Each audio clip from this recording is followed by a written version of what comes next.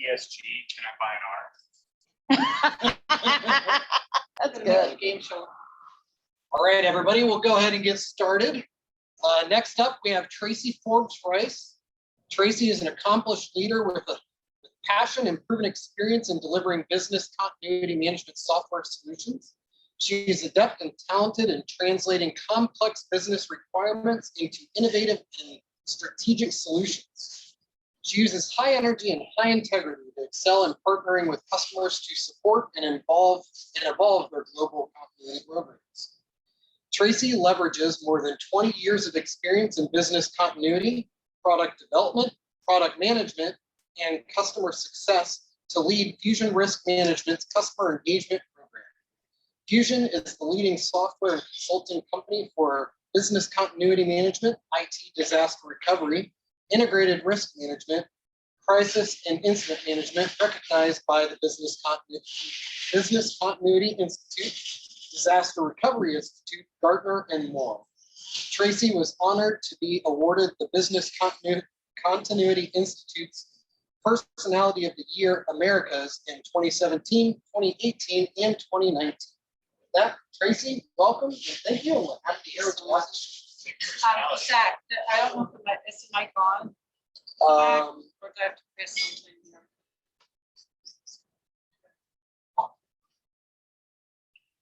Need a fresh battery. Okay, so can you hear me okay in the back? Yes, perfect. If I get too loud, you need to turn it down just a little bit. So I'm embarrassed that you included the industry personality of the year, and my husband likes to make fun of me for that, and he likes to say, "Oh, you're industry personality of the year." Well, they don't see you on a day-to-day basis.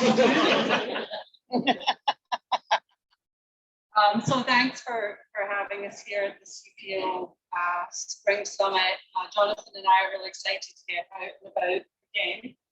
And thank you, Zach, for my intro. I have been in this industry for 24 years now. After 24 years before that, I was in Scotland. So I'm at that tipping point where I don't know if I'm Scottish or American.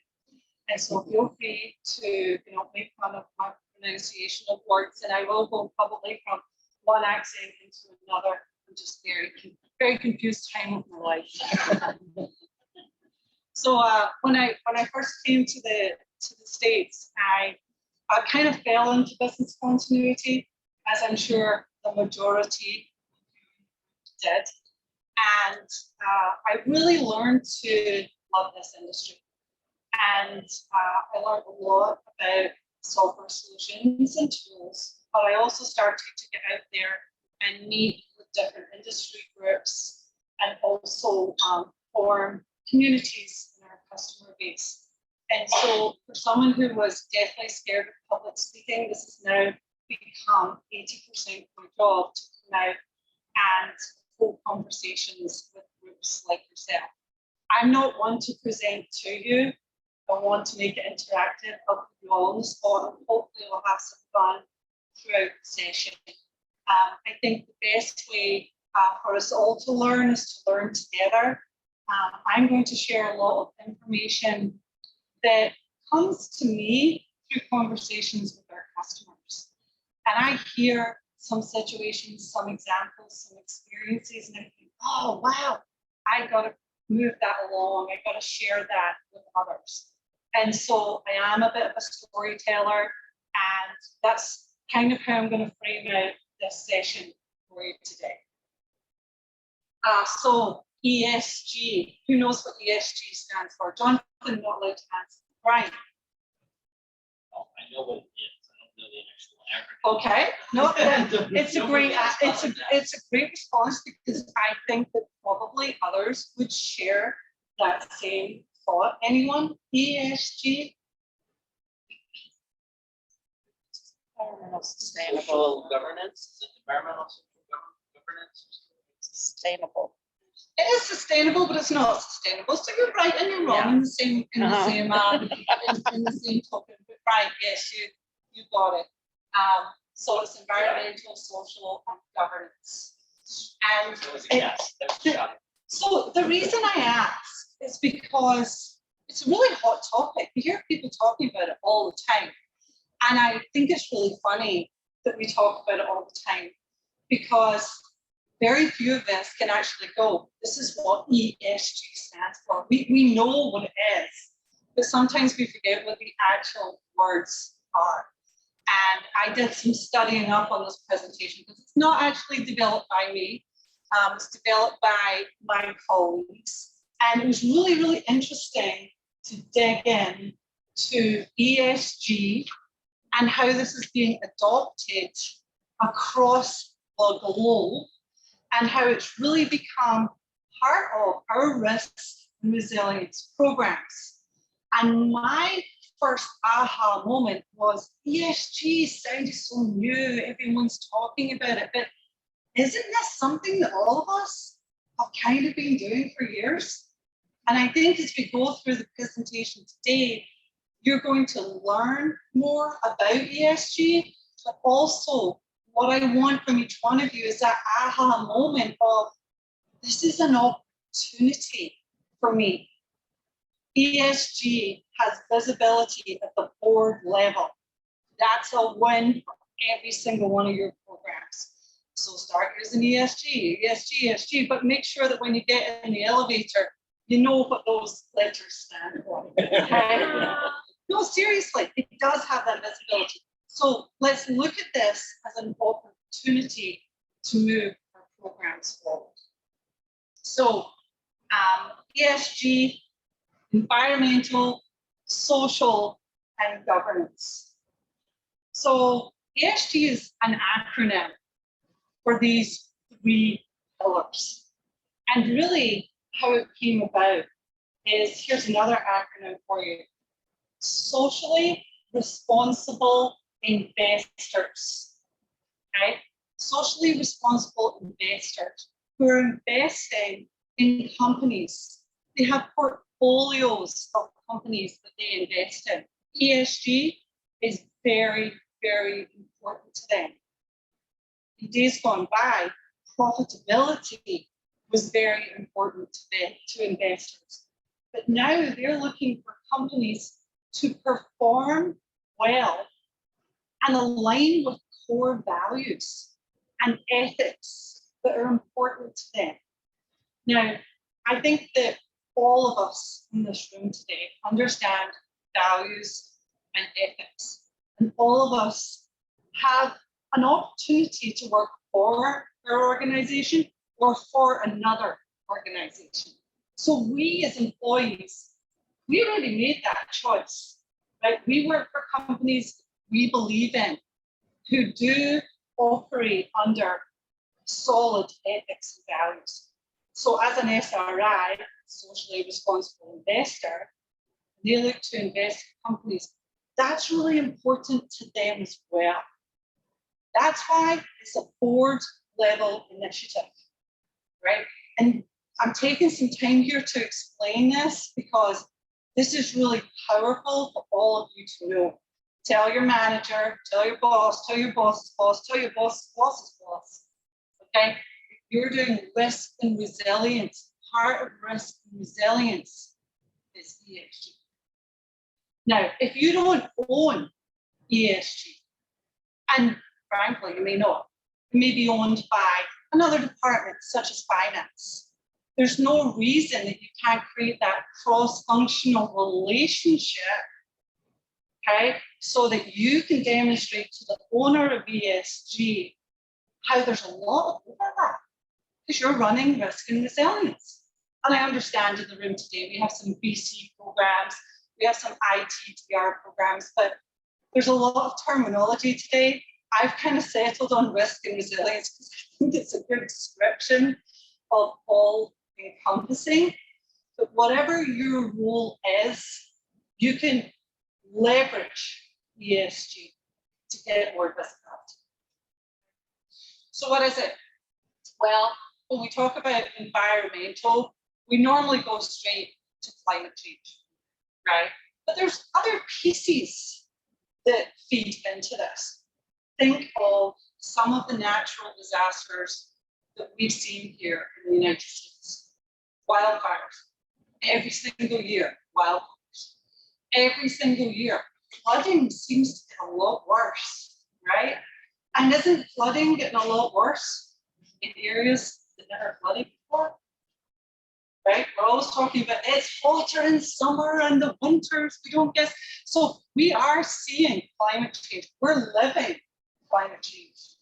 What I think is really interesting is I have a 7-year-old niece, and she makes comments like, Auntie Trace, that's bad for the environment.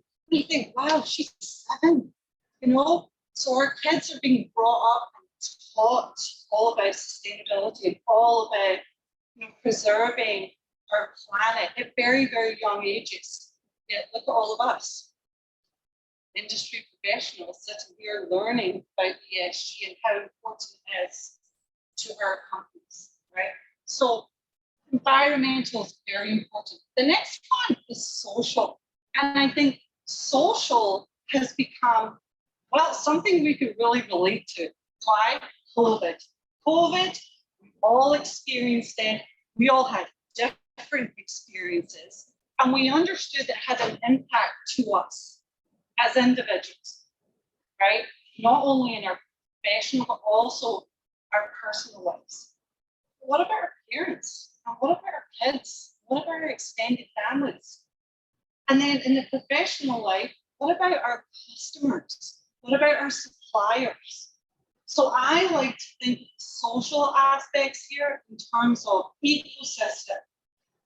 I encourage you to start using that word. It's not just employees, it's not just suppliers, it's your customers too. And we'll talk about this domino effect. When something happens, there's a direct impact. However, we need to start thinking not just how we're impacted or how our organization is impacted, but what about the ecosystem? And that was very prevalent, obviously, in your simulation and exercise that we just walked us through. And then finally, governance. Well, hey, we all got to meet regulations, don't we? And many verticals are more heavily regulated than others. Regulations, standards, and guidelines are out there to help our companies, even though we don't think that when they're go through audit, okay? But there are good practices, best practices, and frameworks out there, and they're out there for us to use, right? And to help us build a clear journey through. Stop me at any point in time if you have any questions, because I do like, as I said, to be interactive. Take a moment and read this. I'm not going to read it to you. But one of my favorite forums is called, and it's tiny, the World Economic Forum. And if you're linked into me, you'll see me reshare and repost lots of different articles, lots of different pieces from the World Economic Forum. Everything related to ESG. And if you remember, the title of the presentation today is The Missing R. It didn't come from Fusion. It came from the World Economic Forum. Okay? And they're basically saying ESG, environmental, social, governance. What about resilience? Okay? And so I saw this, and this was posted probably a year and a half ago. And I was like, wow, yes, we're doing risk and resilience. And this is really a big part of what a program should look like. So lots of great things out there. I'm going to talk about different resources as we go through the presentation today. I have made the presentation available to Zach to share out. But also what I might do is I might go through and pull out some of the links to different PDFs and frameworks and articles and quotes that are part of the PowerPoint today. ESG, I think, is one of those things that ties directly into the brand, right? So it's the board visibility. It really ties into brand. And each of our companies have we have a mission and we have core values, right? And I think it's really funny. Many companies who are in the room today actually have taglines that sing in my head nationwide. Right, and then, right, and so when we did all the introductions, I was like, oh my goodness, my head is spinning. I want to sing with all these different taglines. So just 3, 4 of you, tagline. So you can't help but sing it. You just got it.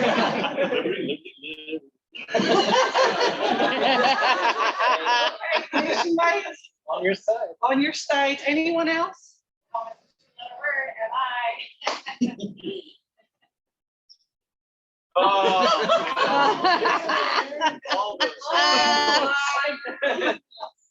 Okay. All of your marketing departments have worked. $12 spent on brand building and trust. I mean, why doesn't insurance companies put such great tagline? Right? Yeah. Very, very simple. But if you think about your tagline, think about who that tagline is positioned towards. Right? Very relatable, right? So it's all about you, all about you, all about you, our customers, right? And so think about that brand and that loyalty. I mean, it's so powerful, right? It's so very powerful. And so we have to preserve that. And while we're building our programs here, we have to make sure that we not only have this sense of internal trust, loyalty, and culture, but then that goes beyond into our ecosystem. We can use ESG to do that. So what trends are we seeing? Well, my job at Fusion is customer engagement. It really should be customer community. And I bring our clients together every Friday morning, and it's an open forum. We talk about a variety of different topics. And so I hear lots of different stories, and we're able to gather data, either through polling or through conversations. But these are the types of trends that we are seeing right now. And I've listed the top. The first one being the operating model of organizations.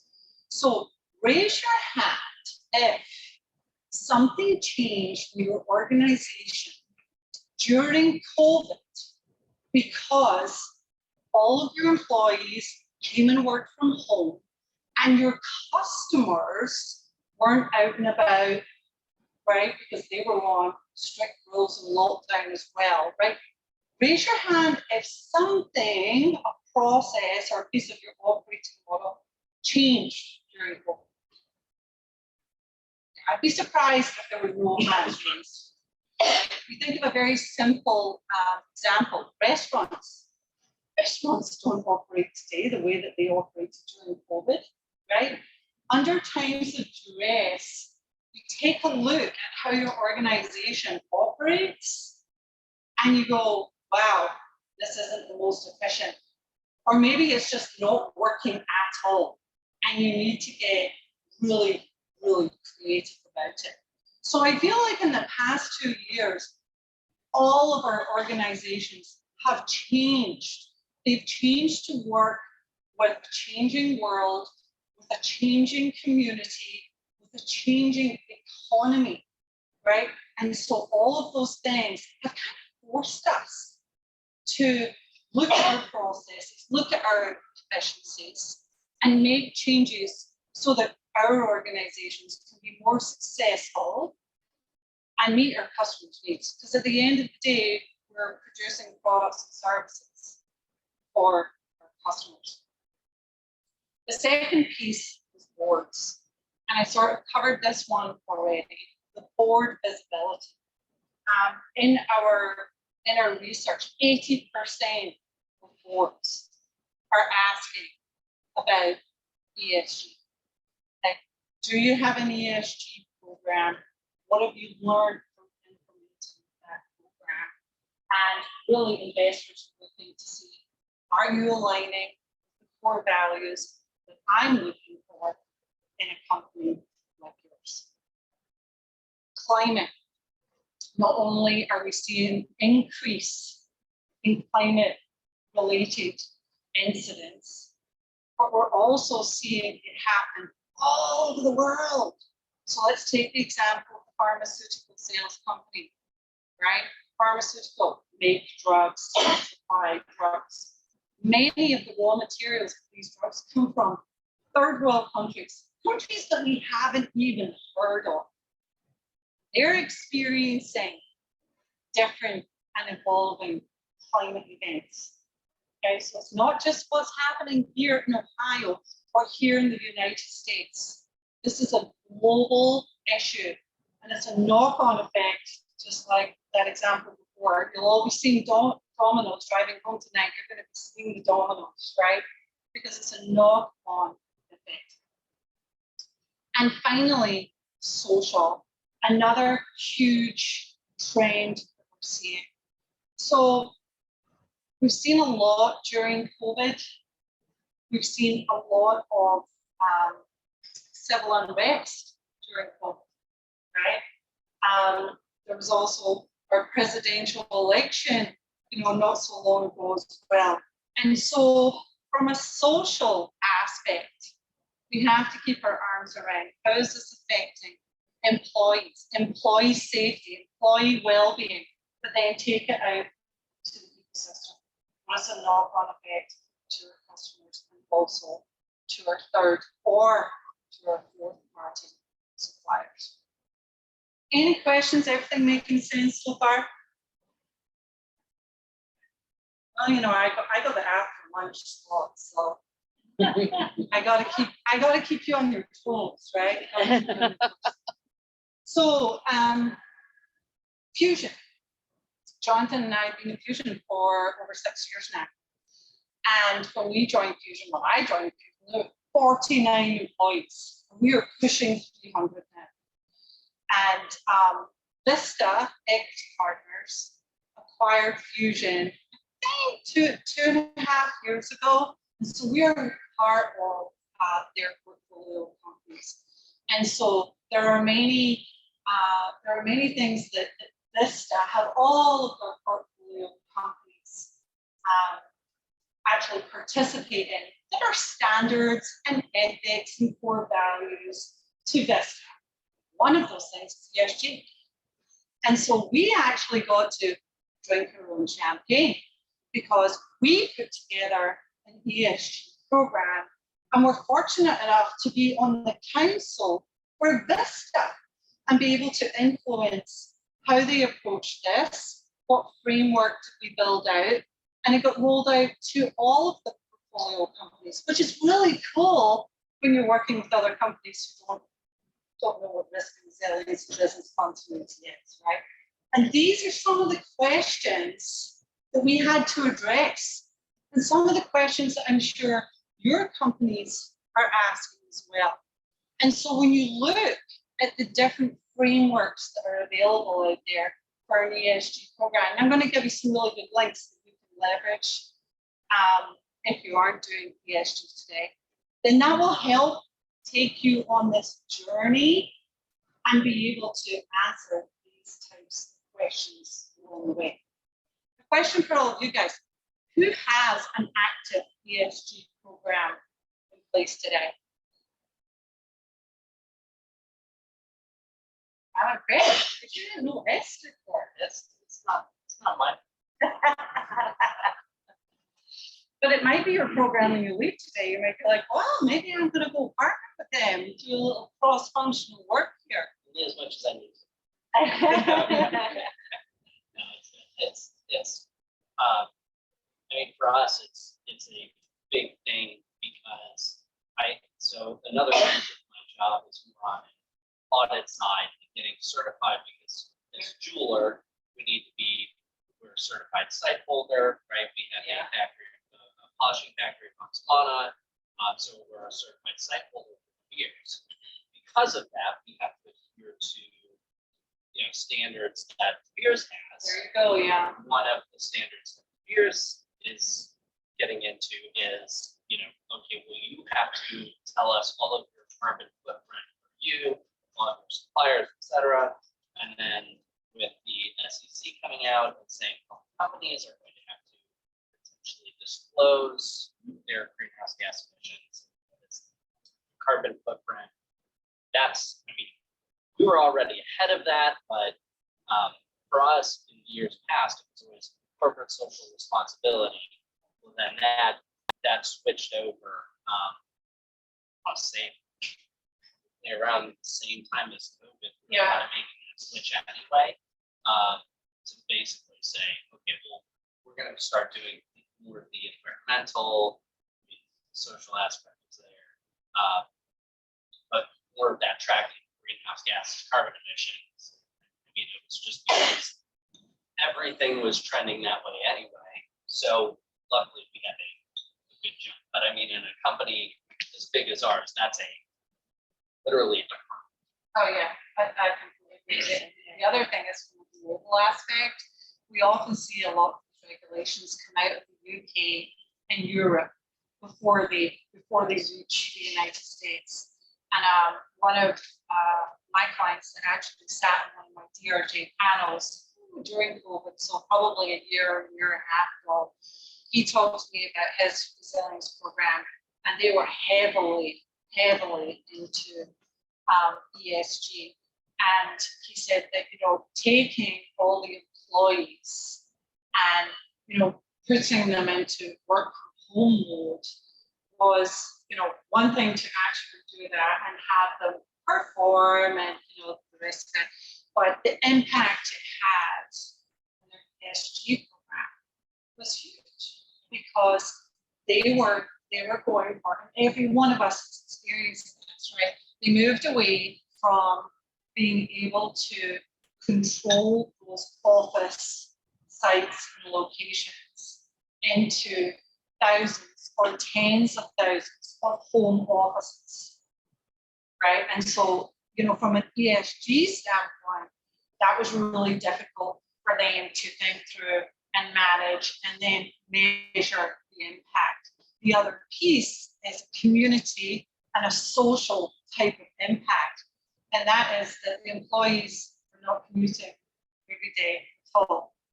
Okay. And so from a transportation perspective in the cities, right, it's a huge social change. And we've seen this. Offices are closing. People are moving out of cities. They're moving into suburbs. They're moving countries, right? They can work from anywhere. And so there's a big impact on communities. And so it's this domino effect. And it very much looks like we're not all going back to our offices, right? So this is a long-term change. So it'll be interesting to see from an infrastructure perspective, how are cities turn out to be? Okay, are we going to have empty office blocks? Right? Are we going to have the same populations in the cities, or is it going to be a much more distributed community?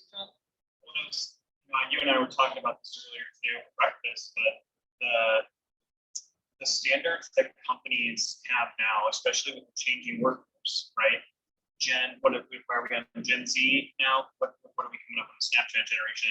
But the expectations of how they're going to work and where they're going to work and what their company is going to provide to them, that changes the operations of the organization. And when we talk about operational impact, we talk about operational disruption from IT systems that support work from home or BYOD or cloud applications to having to partner with another enterprise vendor like a ServiceNow or Salesforce or Workday to manage the global workforce, to just environmental health and safety of, well, we have to support someone being fully remote. All those changes and complexities or entry points requires a better understanding of the risk, a better understanding and testing of your controls, and better testing and exercising of your kind of recovery capabilities. So ESG in and of itself has introduced new paradigms to how we all work every single day. And that's, to me, that I've seen kind of the biggest reason, right? Similar to cyber, where it's a bad actor that we don't want to negatively impact our operations. You know, a lot of big companies now, because they want that continued brand loyalty of Nationwide is on your side, or Safe Life Repair, Safe Life Replace. You're not singing, Jonathan. You're really. I know. Come on. I know you want. I do want to. But to maintain that maintain that customer loyalty, many clients are looking at what are our standards and what are our positions from an ESG angle, and do I want to continue doing business with that company, whether it's a consumer like myself who may buy insurance or go to a jeweler, or whether it's an organization that may, partner with somebody for their business services. So it doesn't always have to be a negative disruption. I think we think about the bad scenario, but oftentimes company choosing a new direction has that same impact for customers. Yeah, So I and think really that's where that part. I agree, and that impacts the operating model for several companies. We introduced new processes that were much more effective, right? And actually, drove us forward and gave us competitive advantage rather than just change because our environment had changed. I was thinking of this slide when we were going through the exercise, because we talked about today, we talked about ransomware, we talked about cyber, we talked about different threats, climate change, all of the pieces that are circled here. And this came from one of the community polls that I referenced earlier. And if we think about these in terms of emerging risk, all of these are relatable. We're looking at this. This is a word cloud, so the pieces in the middle are the most commonly entered answers. But all of these tie back to ESG. So again, this is why I go, this isn't it may be the hot topic, but it isn't new. And it's covered by a lot of what we're doing programmatically. I was nearly going to carry on. So why is ESG important for risk and resilience as I fix my mic?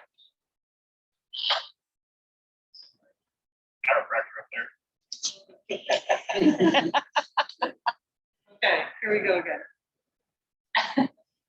So regulatory and investor scrutiny from the board level down, okay, we need to be in line with regulations.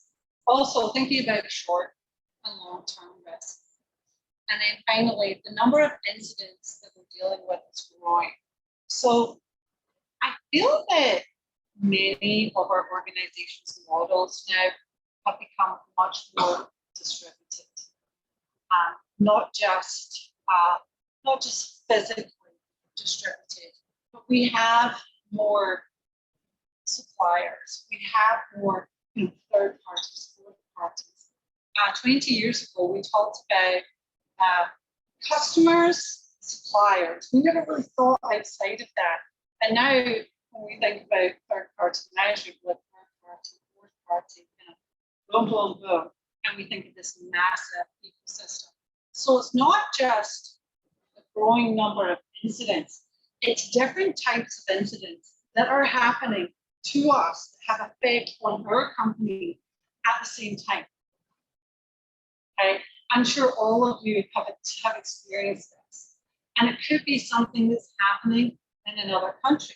Right, so maybe we're dealing with like civil unrest in one of our large cities. So we're dealing with that at the time here, and also we're dealing with COVID outbreaks uncontrollable in India, right? And these incidents, they start to merge together. They start to cause knock-on effects. We're not really dealing with siloed incidents anymore. And it was one of my thoughts when we were doing the exercise there, just dealing with ransomware, absolute nightmare, right? A lot to deal with. But what if we were dealing with wildfires and a demonstration and something else happened at the same time, right? And really that's the reality of things, because we're working for global companies and because they have many sites, distributed employees, again, add a virtual workforce onto that, and it gets really, really complex to keep your arms around. So this is one of the things that I'm referencing here.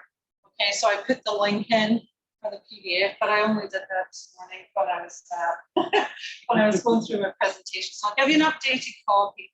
But I want you guys to be able to access some of this reference material because it's really important. This is from the Financial Stability Board. And again, a framework and some regulations, that you can use as guidelines for your ESG program. And it's broken out by disclosure, data, vulnerability analysis, and then regulatory and supervisory practices. So I looked at this for a long time and I was like, wow, that's really heavy for this presentation. You know, it's after lunch, it's everybody, what does that say?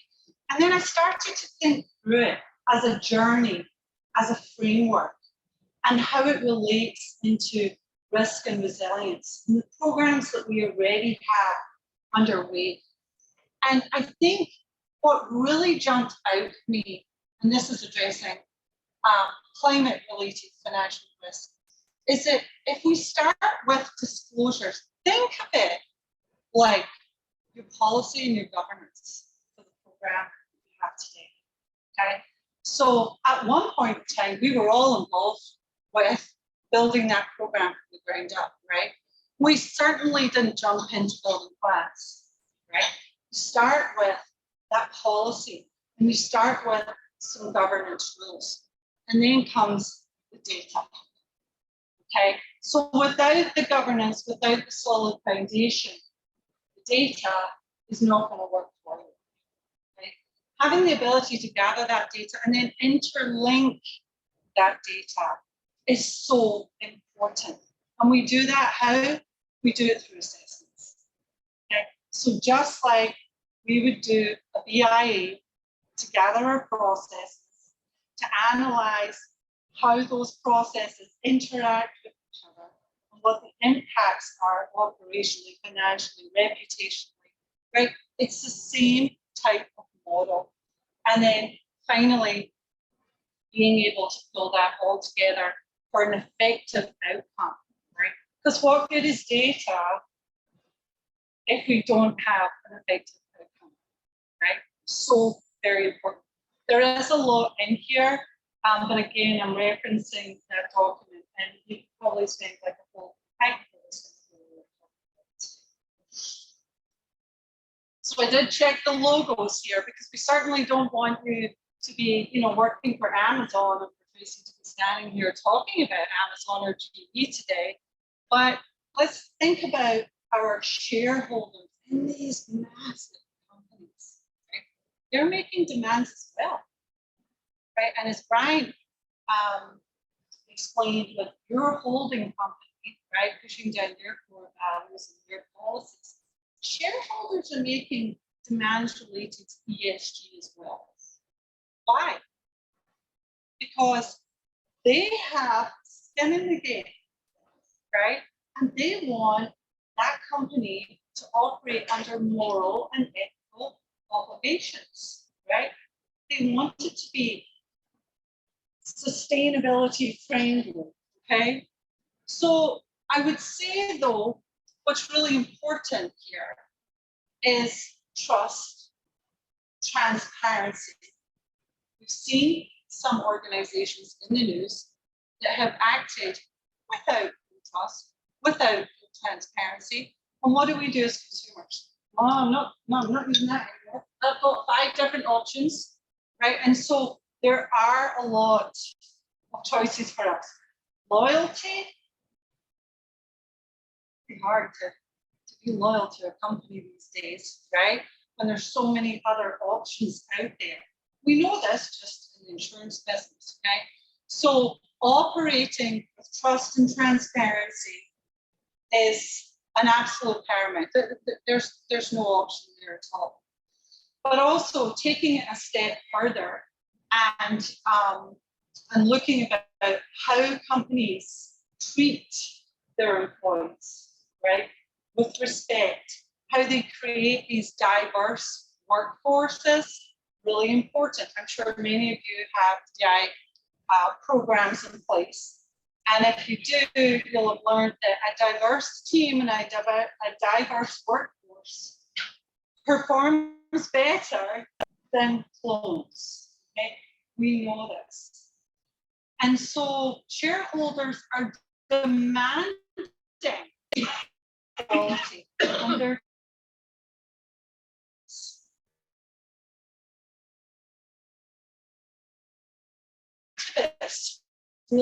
recently won seats on Exxon's board, right? And so that will get really, really interesting, especially for a utility company.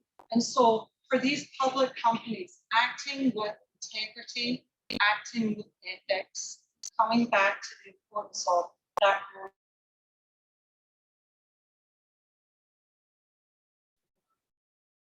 So on the right here, we're referencing another World Economic Forum, the global risk landscape.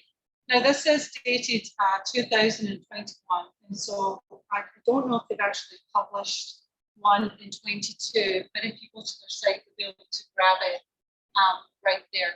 But I think what's interesting here is to look at your risk by likelihood, okay, which there are other reports out there that you can use as well, but this one is really good.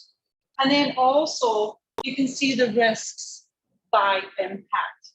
And so let's think of this in terms of our operations, right? And so we can take these risks and then we can categorize them out: environmental, social, and also governance. And we're dealing with all of these types of risks today. I spoke with a gentleman by the name of Eric Annis from Dynastra at DRJ. We did the general session together a couple of months ago. And I was really inspired by the way he spoke about how they manage risk at Dynastra. And he told all the attendees at DRJ that if your title is risk manager, then you should ask for it to be changed. And everyone was like, what's he talking about? He said, you should ask for your title to be changed to risk controller, because we don't manage risk, okay? We control risk, and we can only control it based on our capacity to control it. And I really loved how he put that, okay? I really loved how he just had this very different mindset about risk management, okay? That we know all of the risks that are out there. I mean, we have a good idea. There's tons and tons of reports on this. What's the likelihood, right? What's going to be the impact? But there's only a certain capacity that you as a company and you as a team can actually control, right? So if you think of it like that, have any of you ever sat down with your executive management and talked about your capacity to control risks that are out there? Has anyone ever had that conversation? No?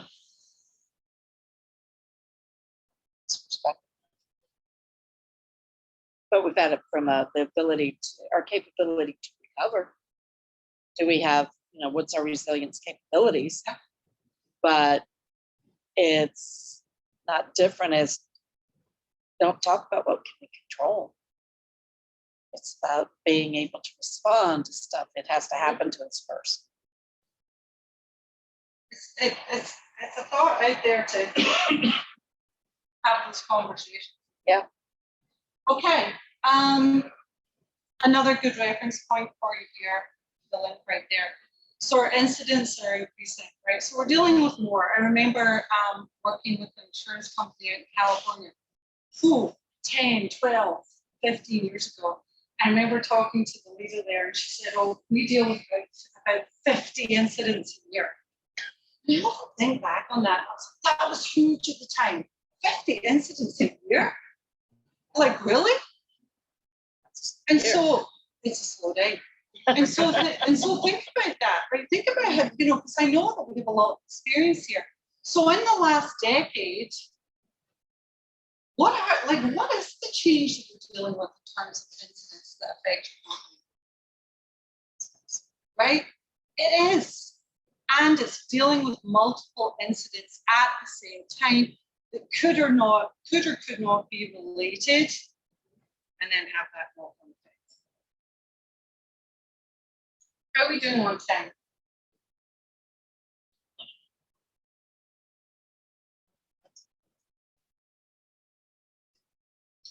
Okay. Okay. Oh, good, because you know, I'm a talker. I'm not known for finishing presentations early. It's not something I'm very good at. It's finishing early or on time. Okay. So one of the notes that I wrote down earlier, and I think I wrote it down when Jonathan was doing his non-marketing approved pitch for Fusion and explaining what we do, was Jonathan used this word called sense. And it's something that I think a group of us at Fusion have started to use when we talk about risk and resilience programs. So we've come a long way from, I remember this from my very early school days, BIA plan test. Look, there were 3 things that we did, right? And it was laid out, that's what we did in the program. We've come such a long way from there that now when I talk about programs, I talk about governance, I talk about data, talk about pulling data from different sources, not reinventing the wheel is the message there, and being able to interrelate that data. Okay, so Tracy works in this location, right? This process needs that application to be able to function. This process needs this process to happen before it can function. So interrelating data. Traditionally, we think of a BIA, and a BIA was a way to gather that data, interrelate that data, and then keep that data up to date over time. I rarely use the word BIA because to me it's a point in time thing that happens. And I think that it's 2022 and we shouldn't be talking about anything's point in time, because a piece of data that I maybe got at 7 o'clock this morning has most likely changed multiple times because now it's nearly 2 o'clock in the afternoon. And so this power of integration that technology has given to us is really the modern way to build data, interlinked data, and logic. And I like to think of our programs as almost a data foundation that shows how our day-to-day operations work, right? And so basically, it's it's how Nationwide works. It's how this works. I was like, where's your right? So we have to understand, as Jonathan says, how is it put together to be able to understand how it might break, right? So one thing I've heard a lot of customers recently talk about is when these new questions about risk are coming up, like, hey, we want to open a new facility or we want to launch a new product, right? What do we have right now that we can do to support that opening? What would the potential risks be to doing this thing? And what they struggle with, or maybe I shouldn't say they struggle, but like what takes a lot of time and resources is getting answers to that question, right? Being able to track incidents at a specific site that might be affected by wildfires or floods or more civil unrest, right? Do we want to open a new data center? Do we want to partner with a vendor that has data centers in specific types of areas? And so these macro level conversations are informed by the day-to-day activity and information that everyone's program is tracking or that we care about. And so it's really this marriage of what's the macro level concern about the direction of the business, and how can we take the day-to-day operational information that everyone in this room collects and cares about, tests, right, and use that to inform those higher level decisions. Because the business knows what they want to do, they just want the confidence that they're going to do it and it's going to be okay. Yeah. So that's really what like some of the other customers that I'm talking to is like, hey, we're going to IPO an entire part of our business. We have to onboard 3,000 new vendors, and we want to align. We want to ask different questions of these vendors because we have different standards than the parent company that we're rolling off from. That's really hard for us to do that. How can you help us make that process easier? Yeah. So let me go back to the sense part, right? So if I'm doing BIA and I'm building plans and I'm testing them, right? I'm not, I can sense the wind's blowing that way. I mean, like, I can't say anything. But if I have my organization model, then I can sense, I can see that if this particular application were not available, okay, then I can predict this type of outage. I can sense that if there's a demonstration in Chicago, that this piece of the workforce would be impacted, right? And that I really like this word sense. Maybe predict is a little stronger, but I think this whole sense piece is really, really powerful. And when it comes to resiliency in our operations, this is how we like to think about this. So most of us, I would think everyone, has identified critical processes within the organization. But there's a new standard, okay? It's way above a process. And it's your important business services. And it's should be a lot less than process, let me put it that way, right? But knowing what your important business services are, okay, your customers rely upon. Or you could say, if this were not to happen, we would be catastrophically impacted.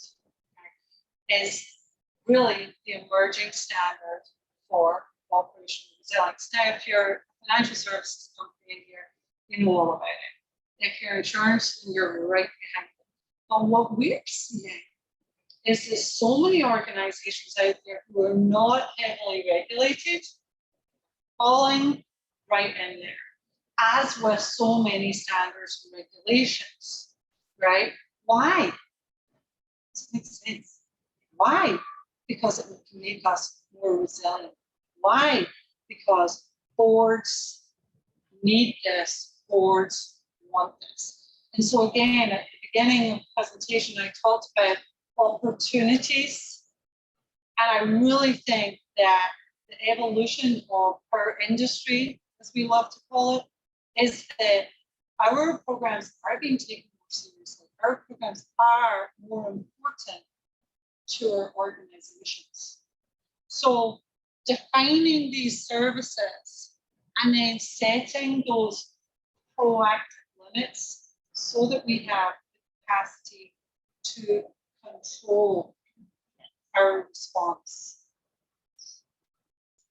There's also this concept, not just of testing, right? When I talk traditionally, BIA plan test, oh, we just tested plans, right? Does everyone remember that? We just took your plan and you tested it and you went, yeah, that was great, that worked great. Okay, well, that wasn't reality. It's really kind of funny that any of us really did that, but that's what we did. That's all we had to do. That was the standard in the audit. You know, that was a sign of the times back then.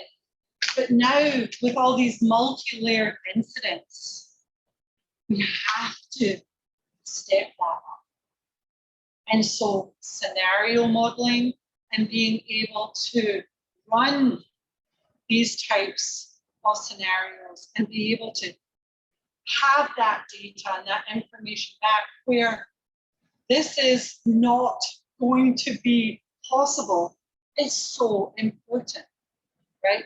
Because that information is something that we then take to our executive leadership and say, hey, here's my likelihood, here's the impact, and if I were to give you the results of these scenario modeling exercises that we've run, this is going to be the predicted outcome. Okay, and so guess what? There's no trust in that situation. And so really technology is giving us a huge leg up here. It's actually giving us an opportunity to be able to sense and predict catastrophe, right?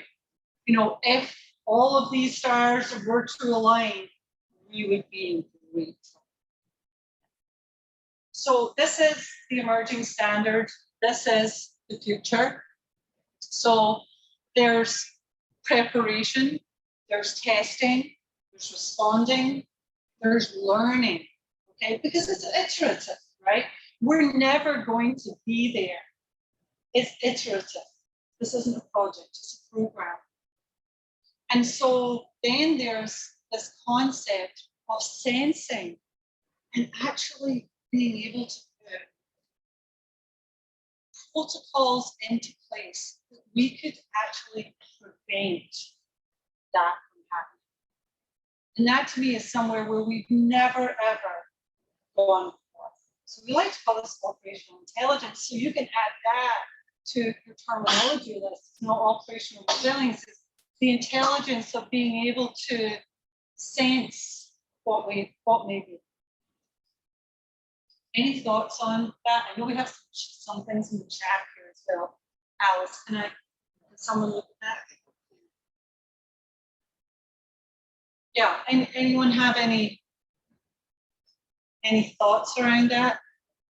From a technology perspective, being proactive and detecting potential failures and doing auto failover, auto failback, but automating all of that so that the customer never sees a blip. We're monitoring, we are sensing what's happening with the product or the application.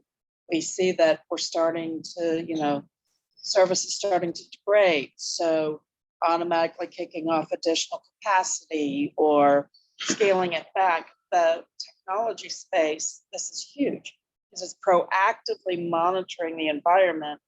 But then on the flip side of that is intentionally going in and making things fail so that you can It's also fail not forward. continuity of operations. Right. It's resilience. It is. And that's where, this gap in definition Yes. starts to kick in, right? It's definitely not continuity of operations. It's being able to, again, see my operational world and be able to predict and sense where it's weak, where it's breaking. So when I first started Fusion, I went to a FERPA meeting in Chicago, and one of the vendors there was talking about the value of being able to monitor Twitter. Now, they were monitoring it for kind of immediate threats, right? Someone using the name, safe light in a tweet that says we're gonna come over to this location and do something, right? But now with ESG, you want to get ahead of whether or not there's going to be some very negative reputational problem, right? That may have absolutely nothing to do with an operational disruption, right? Fusion may want to know if people are having a very bad experience, right, with our product, because it might be a leading indicator that there's a disruption that we don't know about. So it's really interesting from a social perspective, being able to kind of digest and ingest and process that information. Could that be a leading indicator for your emergency response team or your crisis communications team that there's something related to your organization that is this operational disruption that you don't know about? Or we kind of talked about during the cyber exercise or during the ransomware exercise, maybe there's something happening with our website, right? And our customers reaching out to us. Well, they're not going to call the hotline to find out what's wrong anymore. They're going to tweet it. Yeah, What the hell? Exactly. How many people here have, maybe I'm putting people on the spot, but has anyone ever tweeted like Southwest or Delta to be like, man, that experience was bad? I've heard of that happening. Does anybody follow Wendy's on Twitter? Wendy's, like Wendy's. as in Yes, burgers? like Wendy, like with the pigtails. No. Uh-huh. If you don't, No, and you but I have Twitter, know. you should, because it's hilarious. Really? But because they like roast people online all the time. It's a very The funny. different fast food restaurants go against each other. Yes. And they It's kind of entertaining. bicker, right? It's very entertaining. but they also respond to customer satisfaction, customer dissatisfaction tweets, right? They have a whole team responsible for like, Yeah. whoa, like that picture's gross, like reach out to us directly and we'll take care of it for you. Like, and that's their Wow. brand, right? Fresh, never frozen, right? All beef, never, that's their big tackling against, everything. that's their Yeah, brand it is. against their competitors. And so that level of response to their customers, right? That's, I mean, again, this is less about kind of an ESG element, but more about that brand loyalty. How do we maintain?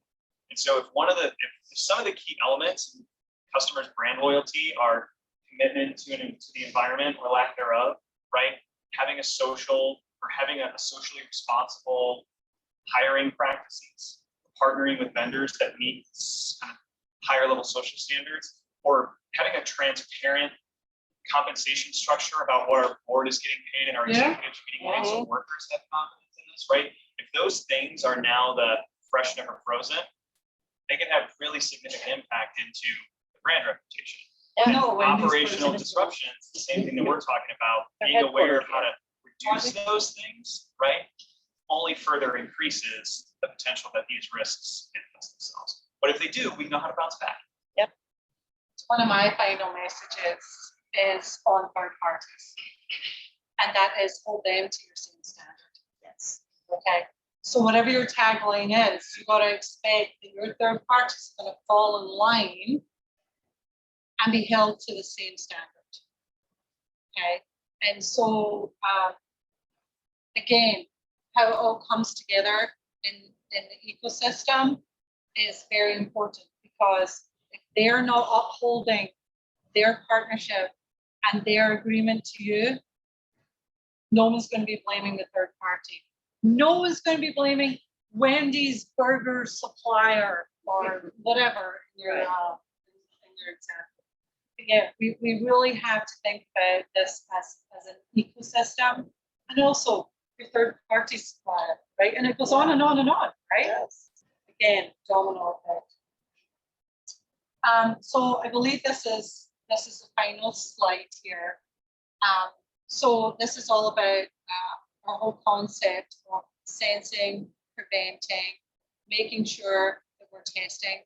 We've got some really neat capabilities here in terms of scenario modeling that basically are going to let you run these scenarios and pop up where you're absolutely going to fail, right? Should this, all the pieces come together in a catastrophic event.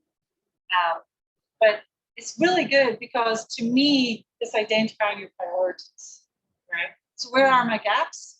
What do I need to be addressing? What are my priorities? And what's it going to take to be able to address those gaps? So do we mitigate this risk? Do we let it go? Do we place a whole load of budget into it?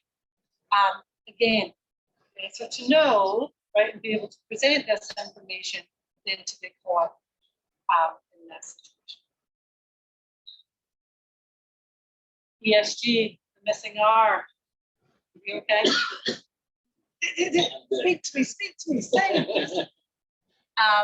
So I will make this this presentation the updated one. I'll give it to Zach. Also, we do have some of those Mentico results, and also I'll put them in a PDF so you guys can look at it. And what I would encourage you to do is look at what other companies are thinking, look at their responses, and see if your program is aligning to that, or whether you feel you're off. Because I think it's always good to see what others in the community are doing, and be able to kind of measure yourself up against them. Again, this is part of not only your reputation, but your competitive advantage. And I don't think I've ever spoken so much about brand reputation and competitive advantage as we speak about in today's world. Because again, there's so many options for products and services out there that it's much harder to earn the trust of your customer and keep that customer, because they have lots of different other places that they can go and get solutions. Okay.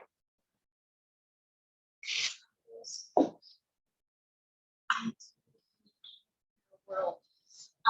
Examples of Judith, I'm just reading your question here. what good examples might you point to in the healthcare world? Examples of what in particular? Third party.